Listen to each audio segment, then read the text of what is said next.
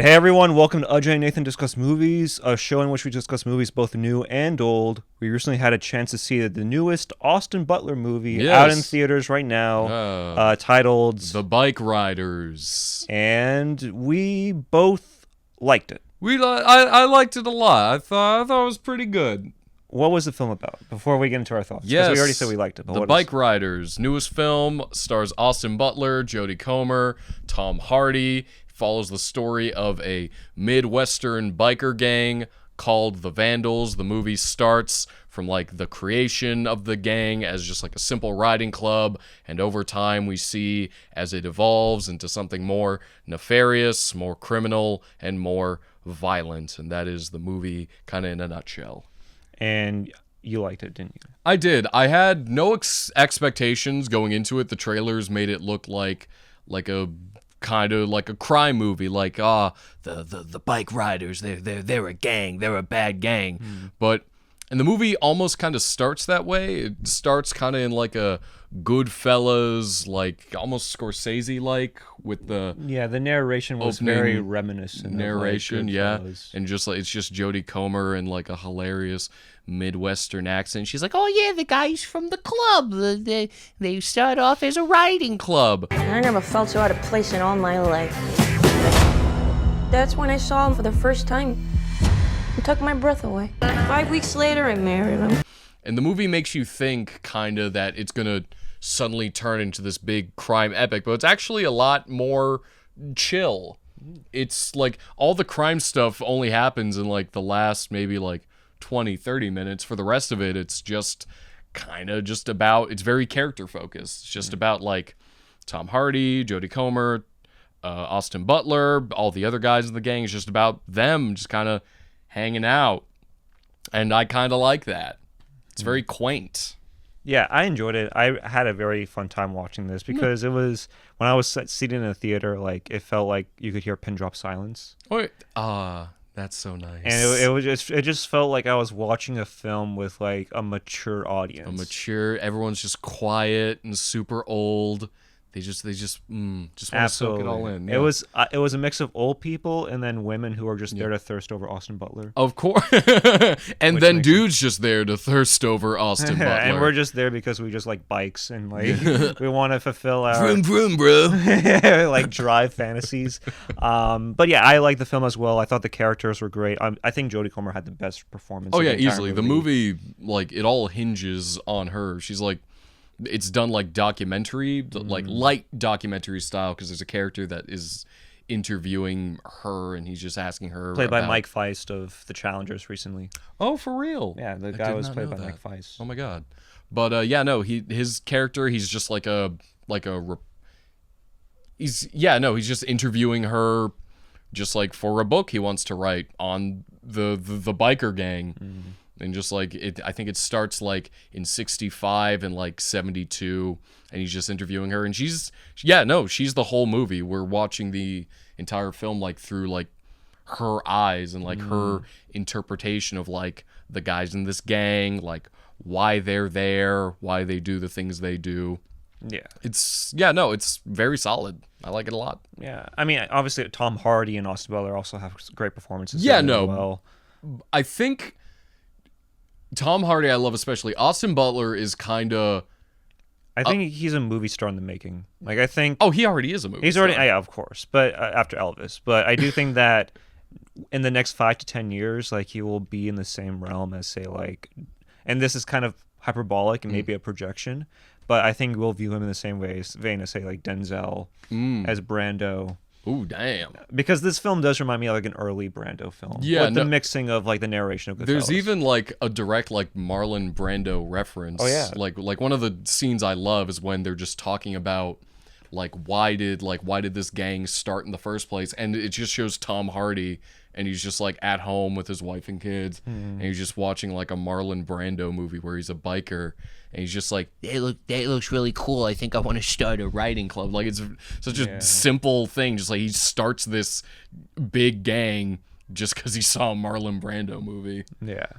I mean, I think in a lot of ways, like when the film first started, when the gang first started, it was basically just like a brotherhood. Yeah. Like people that just wanted to get away from their wives, kind of Yeah, thing. it's just a bunch of dudes doing dude things. Yeah. And then over time, you sort of see the Vandals cannibalize themselves to the point where, like, new members after the Vietnam War, because this happens after the Vietnam War, where people that have left and came back during the Vietnam War kind of have PTSD issues and are shooting up heroin. There's like a scene of this vandal shooting up heroin. And they changed the morale of that gang, of that biker gang. I think for the worse. Over time, the movie, it's not very like plot heavy with like big like conflicts. It's all just about seeing these guys just kind of like hang out in their gang, and they're just like whatever, they're just drinking brews and riding their bikes with their bros. It's a sick hang. But like over time you kind of see them like degrade and like become more violent, and like you kind of, the movie, I think a big part of it is showing kind of like what is under the veil of all this biker bravado are just like kind of like these just like sad, lonely dudes who have like really nowhere else to go and are dissatisfied with like things in their life. And that's kind of like what brings them into this gang. Like Tom Hardy's whole thing is he's like obsessed with like legacy. Multiple times he's trying to get Austin Butler to take over the gang, but Austin Butler, his character, he's real simple. He's just like, I just want to ride my bike. I just want to ride wherever I can. Yeah. You can definitely see like his acting, like Austin Butler. Like I feel like he watched one too many Matrix movies where he's like, "Whoa, dude, whoa, I'm the one. I'm not the one." You know? Yeah, his character is weirdly kind of almost one note for a majority of the movie, because he's just like, I just love my bikes. I just love my my bros. I sometimes love my wife, even though I'm never around because I'm busy riding my bike. But like, again, that's, as the movie goes on, the veil is lifted off of that, and you see like that's just like a shield to kind of hide something going on underneath the surface. So we mentioned the positives, right? The positives including the acting. Yeah. What else would you consider as the positives of the film? Yeah, the acting, the performances. Again, the movie's very light on like a legitimate like plot. It's all very much like just kind of a hangout movie. But I think that lends itself. I think the atmosphere is really nice, just like the 70s, the late 60s, early 70s. The look of the movie is really nice. I think it was shot on film. Yeah, Pretty sure it was shot on definitely looks like it. Like 35 or 70 millimeter. Just like these kind of like backwoods, kind of like crappy little Midwestern towns. It's very charming. The look of the movie is a lot of charm. The costumes of like all the different biker gangs, they all look really cool. I remember very early on, it's like the first time Austin Butler and Jodie Comer like meet. She gets on his bike and there's this shot from very far away. You just see lights like on the highway enter, and it's just like the rest of the gang, and they just drive towards the camera. It's just a really gorgeous shot. But yeah, no, just it's a vibe movie. Yeah. When I was watching it, I'm like, the two words that came to mind when I was watching the movie is cult classic. And 10 years, I can see that, yeah. There will be a revisitation on this film, and a lot of people may take the wrong ideas out of it. I think this will be given the American Psycho treatment right now that people have. Where people are like, it's like aspirational. Yeah. What these guys have. There's actually, I think, like a B plot in the movie that kind of addresses that sort of thing directly. There's like I guess, spoilers. Yeah. Skip to whatever time here. It's going to get a little spoilery, but again, the movie's light on plot, so I don't think that's a big problem.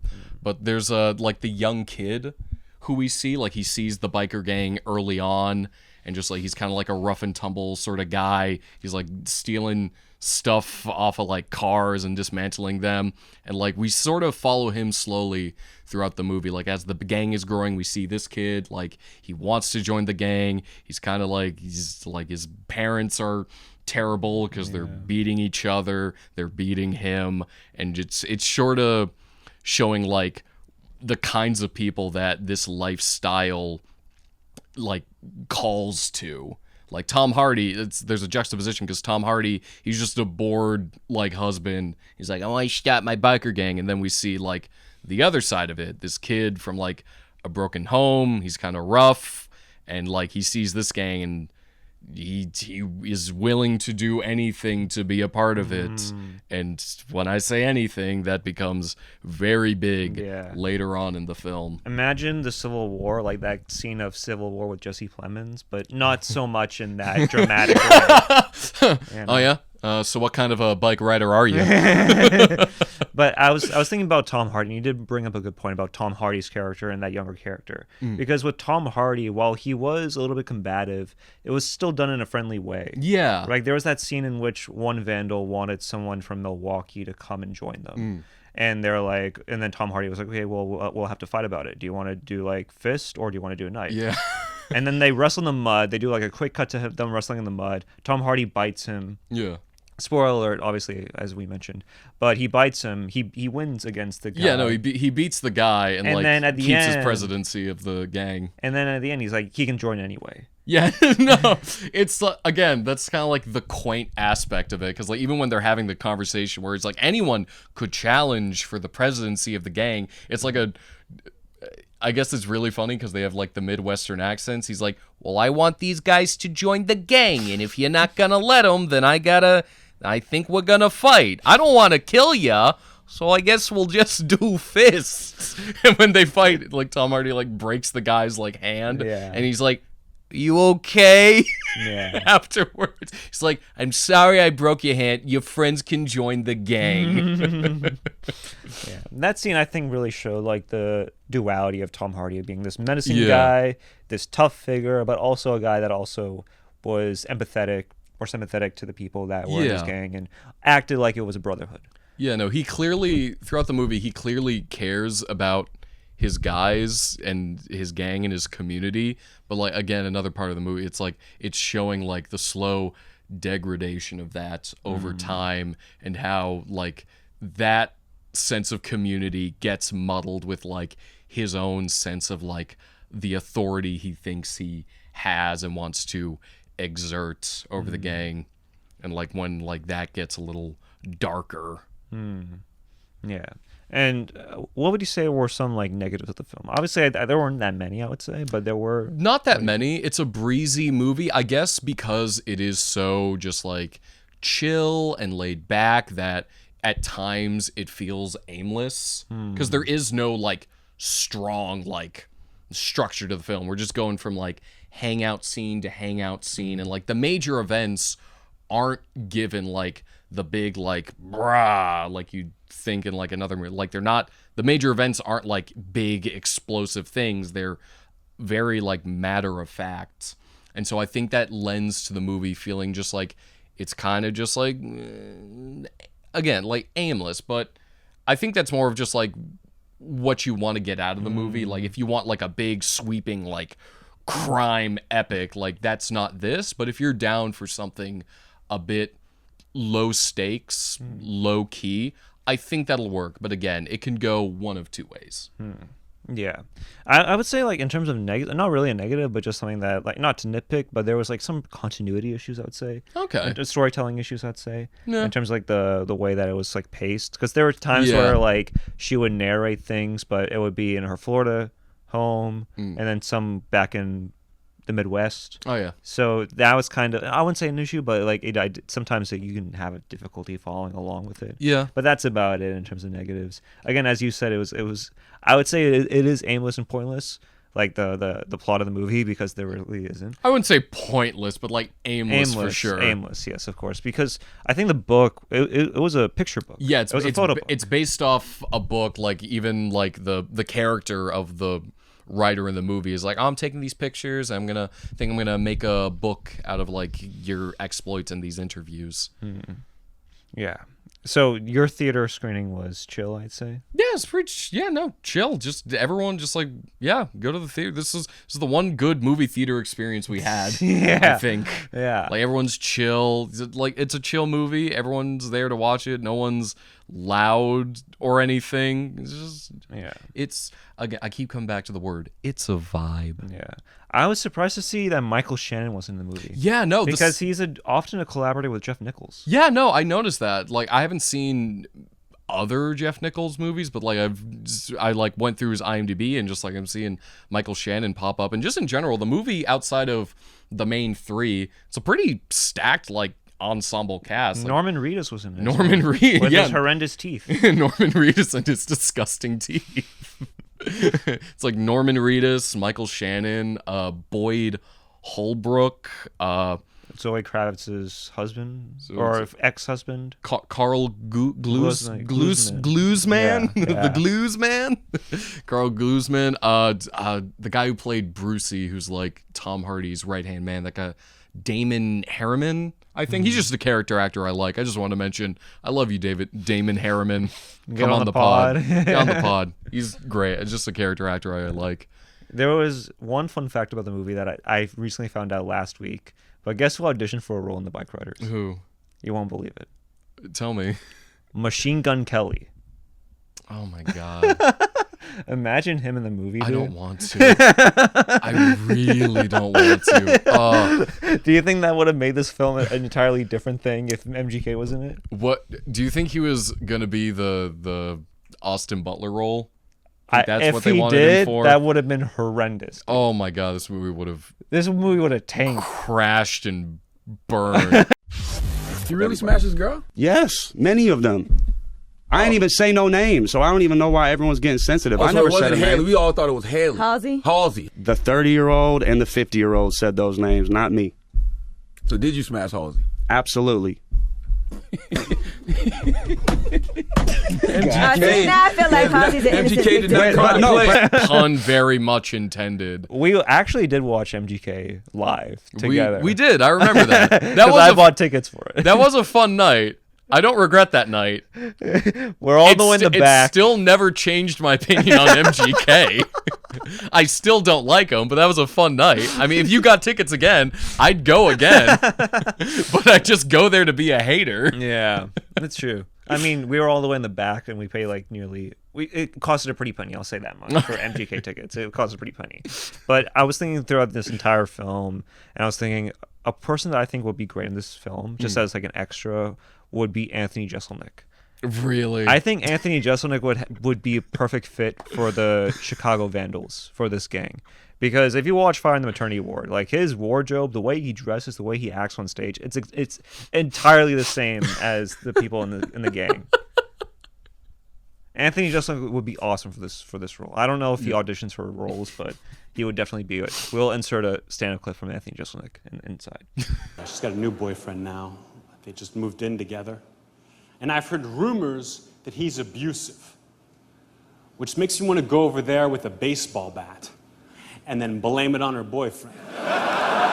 But yeah, those are some people that came to mind when I was watching this film. Just like watching the movie. Yeah. Not someone who I think could be in the movie, although they probably could. But when I was watching Austin Butler, I was getting the sense of him that he reminded me a lot of Brad Pitt in this movie. Just like him and Austin Butler in general. And he did collaborate with Brad Pitt on Once Upon a Time in Hollywood because he was in the movie. I do remember that. Oh, he is in that movie. And he does talk highly favorable about Brad Pitt in interviews and all that. I heard that you thanked Brad Pitt during your speech. Is that right? Yeah. Oh, yeah. Was that always the plan, or did you look out into the crowd and see him? And he you was like, right there. I was walking up, and I saw Quentin and I saw Brad at the same table, and so Brad was the last person I touched before I walked up on stage, and I just think back to, I mean, he's my hero, you know. But the way I see Austin Butler is like he's got the good looks, he's got the charm, the smolder. He's like your leading man, but I think of him as like the Brad Pitt type. Like, yeah, he can do leading roles, but like he feels much more suited as like a character actor, almost like someone who like can easily do just like your standard like straight man leading man role, but like someone who I think has a lot more skill than just that. Yeah. I mean, when I see like the two leading men in Hollywood right now that are like new and upcoming, it's Glenn Powell. Oh yeah, and Glenn Powell. Austin Butler. Yeah, those are the two leading men. They're like the two next gen, which is weird because they're like in their 30s. Yeah, but which kind of shows you how one dimensional the younger actors are. I'm not gonna lie. Yeah, it's like, do you want square-jawed white man or do you want the square-jawed white man? Yeah. Do you want a square-jawed white man who can't really act, but or do you want the square-jawed white man that was recruited by Denzel Washington? Those are your two. Which of them was recruited by Denzel? Both. Both of them. He got Elvis because of Denzel. Okay. And Glenn Powell, I think, got into a film back in the day, back in the late 2000s, because of Denzel. I think one of the best pieces of advice I ever got was from Denzel Washington on The Great Debaters, and he was one of the reasons that I actually had enough confidence to actually move out here. I never thought it was something I could actually pursue. And he said, don't look in the other lanes. You're running your own race. Just be the best at your own race, and you'll be fine. So. Damn, Denzel. But overall, I enjoyed the film for Yeah, what no. it was.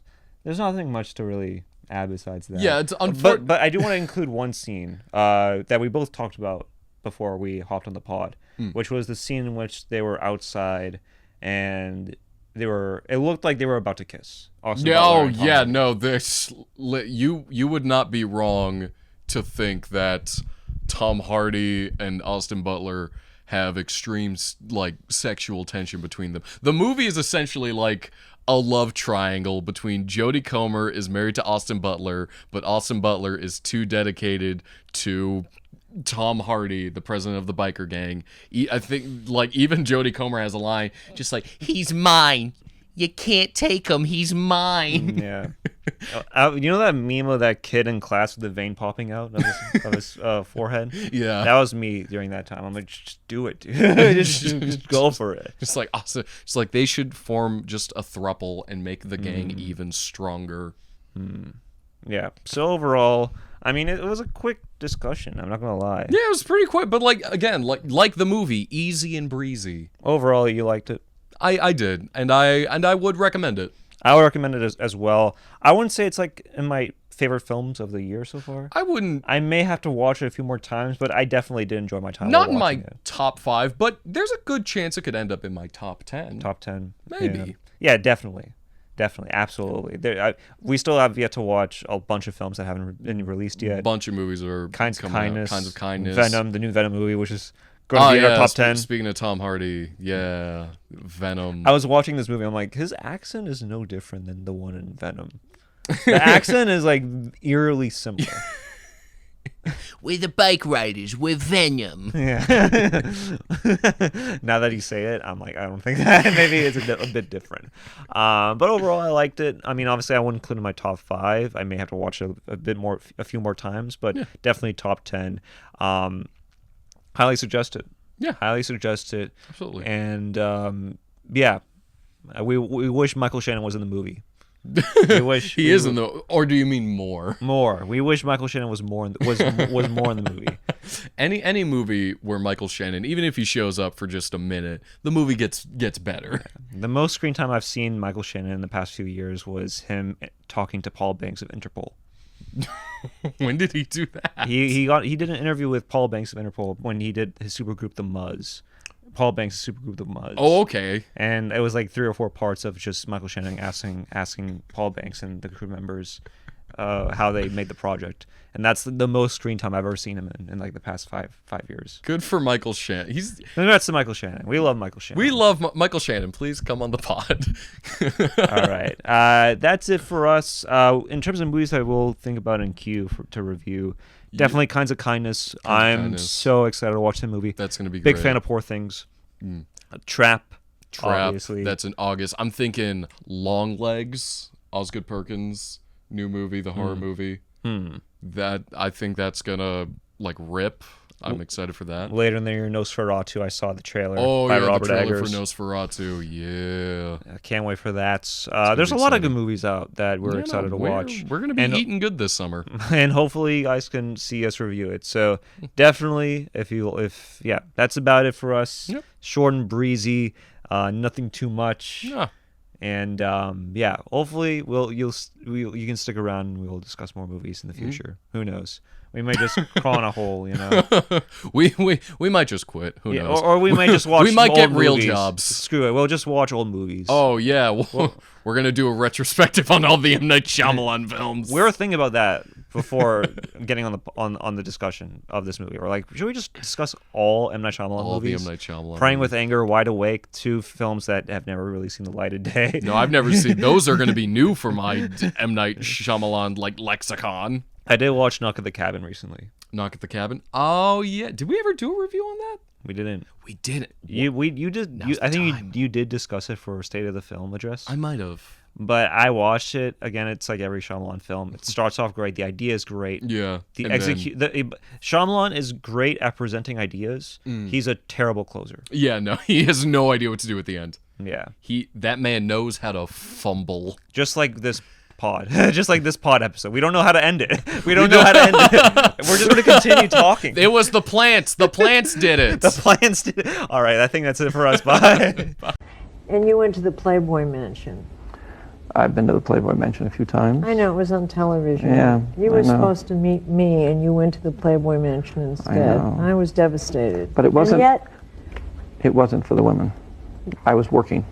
I was you trying to have save motion pictures. Excuse me? I was trying to save motion pictures. It was for the Film Foundation to try to rescue the films that are being at the destroyed. Playboy Mansion? Yes.